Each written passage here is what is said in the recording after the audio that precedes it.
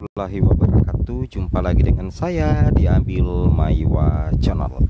Jadi teman-teman, channel ini merupakan channel pendidikan tempat kita berbagi tentang aplikasi pendidikan Microsoft Office serta tips dan triks komputer. Jadi pada video kali ini teman-teman ya, kembali lagi admin akan mencoba mengupdate lagi ya informasi terbaru di channel ini terkait kabar gembira dari Menteri Anas untuk honorer. Pastikan seluruh honorer menjadi P3K, tetapi tentunya ada sesuatu hal juga yang ingin disampaikan oleh Menpan RB ya, dalam hal ini Menteri Anas untuk para honorer. Tapi secara keseluruhan ini bisa menjadi salah satu kabar bahagia ya, bahwasanya Menpan RB dalam hal ini Bapak Azwar Anas itu sangat-sangat menginginkan agar honorer itu bisa diangkat menjadi P3K sebagaimana amanat yang ada di Undang-Undang Nomor 20 Tahun 2023, itu Undang-Undang ASN Bapak Ibu ya. Oke, tanpa berlama-lama lagi kita langsung saja ke beritanya ya. Kabar baiknya ada di sini, Bapak Ibu bisa perhatikan sendiri. Artikel ini terbaru Bapak Ibu ya, 14 Maret. Di sini dikatakan Menteri Anas pastikan ya seluruh honorer menjadi P3K, tetapi ada pengecualian ya. Kabar baiknya bahwasanya Menteri Anas memastikan seluruh honorer jadi P3K, tetapi ada juga pengecualian Bapak Ibu ya. Ini yang harus kita pahami ya. Di sini kita lihat Menteri Pendayagunaan Aparatur Negara dan Reformasi Birokrasi Menpan RB Bapak Abdullah Azwar Anas memastikan seluruh honorer yang masuk database BKN akan diangkat menjadi P3K atau pegawai pemerintah dengan perjanjian kerja. Wow, tentunya ini menjadi salah satu kabar bahagia Bapak Ibu ya, bahwasanya honorer yang masuk dalam database BKN itu akan diangkat menjadi P3K. Adapun nantinya Bapak Ibu ya, pelaksanaan tesnya di sini katakan pelaksanaan tes P3K bagi jutaan honorer, kata Menteri Anas, itu hanya bersifat formalitas. Catat ya, ini kita garis bawahi Bapak Ibu ya, bahwasanya nantinya bagi teman-teman honorer yang masuk dalam database BKN dan lulus validasi, lulus verifikasi, teman-teman itu akan diangkat menjadi P3K. Adapun nanti kalau dilaksanakan tes bagi jutaan honorer, ini ditegaskan oleh Menteri Anas itu hanya bersifat formalitas sesuai dengan artikel ini Bapak Ibu ya.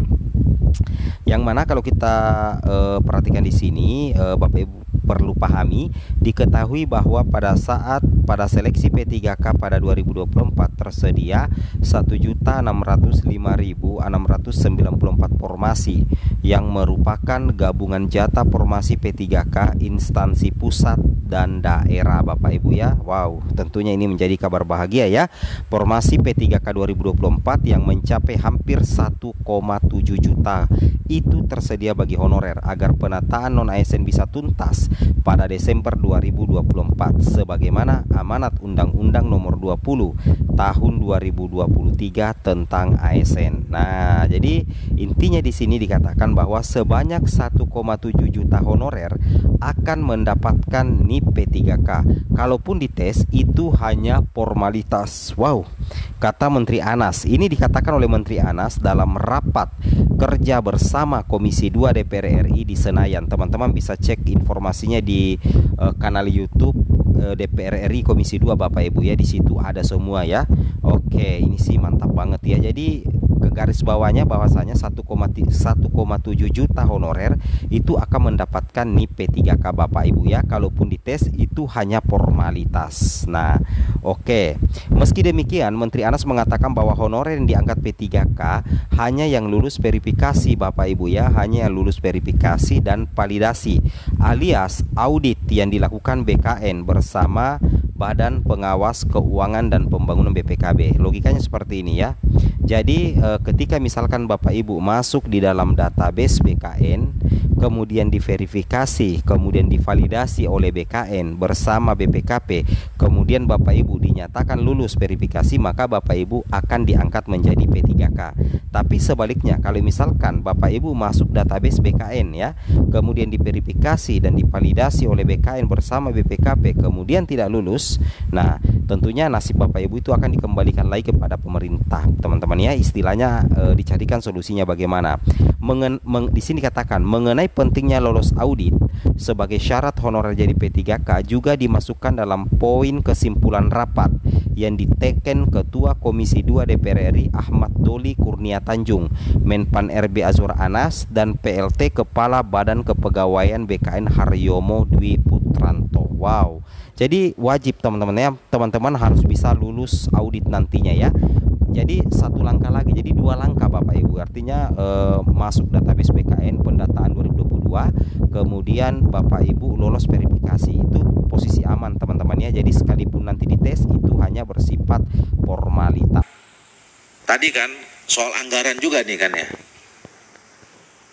Apa namanya, mau diparuh waktukan atau mau dipenuh waktukan kan, kira-kira gitu.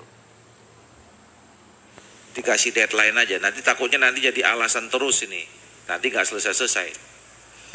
Catatan aja. Nomor 5, Komisi 2 DPR RI meminta BKN segera menyelesaikan proses penetapan nomor induk pegawai atau NIP P3K tahun 2021-2023, terutama bagi peserta yang merupakan tenaga honorer yang telah terdata dalam database BKN agar segera bekerja dan mendapatkan penghasilan. Ini yang tadi komitmen kita ya, segera NIP-nya.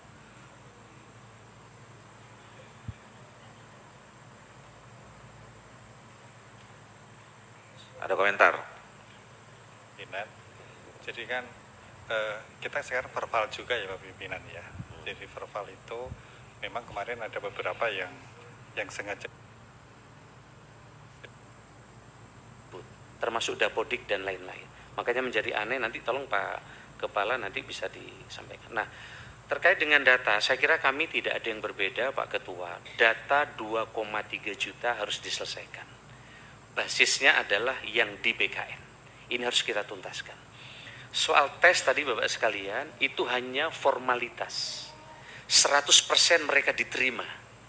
Jadi sekali lagi tes ini formalitas untuk mendata ulang, jadi Bapak 100% diterima. Cuman bagi daerah yang tidak punya kemampuan keuangannya, dia tetap standby di paruh waktu. Bagi daerah yang sudah punya anggaran cukup, dia pasti di penuh waktu.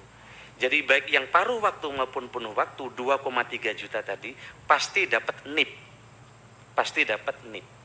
Makanya saya heran tadi banyak kasus di daerah, kadang manuver di daerah ini beda-beda. Oleh karena itu besok izin Pak Ketua, kami akan menyerahkan formasi. Besok akan dihadiri oleh hampir seluruh kepala daerah.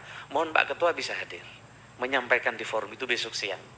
Ya, para sekjen, para kepala daerah hadir. Besok Bapak silahkan, Bapak warning ini kan Bapak sampaikan ke para kepala, minimal sekda besok datang. Akan dihadiri oleh 1.300-an orang. Bapak sampaikan lagi. Kami sudah sampaikan, nggak bosan-bosannya Pak.